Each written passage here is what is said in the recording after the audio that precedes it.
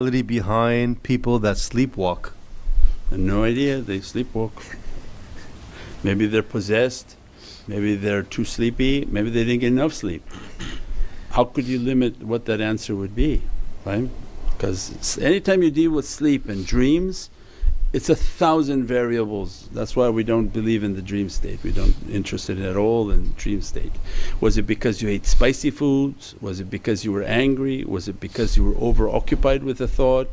So you can influence in many ways the dream state.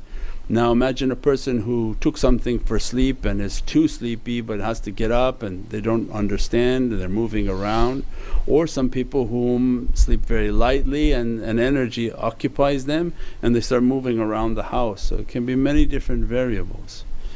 But inshaAllah make sure that you have a ta'weez, you keep yourself in wudu, that you sleep with wudu, that you read what needs to be read before you sleep, and that to try to avoid that state. Make sure that you have a ta'weez and protection. If energies are coming and making the person to move and go to the kitchen and eat things that are not a part of their normal diet. But more and more when we said that the grey will vanish, more and more is that they will show themselves. We gave this talk before. Before they veiled themselves not to be seen, now they're coming out to be seen. That's why they're showing their styles in the store, that wear these clothes, wear these images.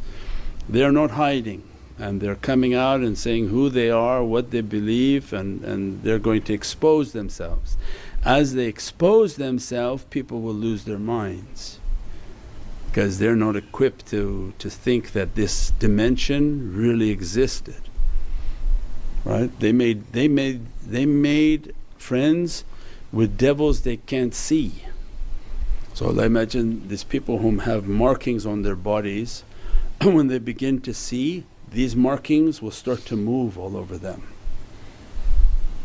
like horrific movement of these demons. You think they're ready to see that? They thought this was just some simple thing they're doing to themselves.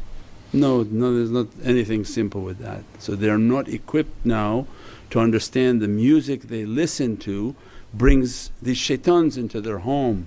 If they have to open their eyes and see the shaitans are sitting in their home because they're preparing themselves now to battle.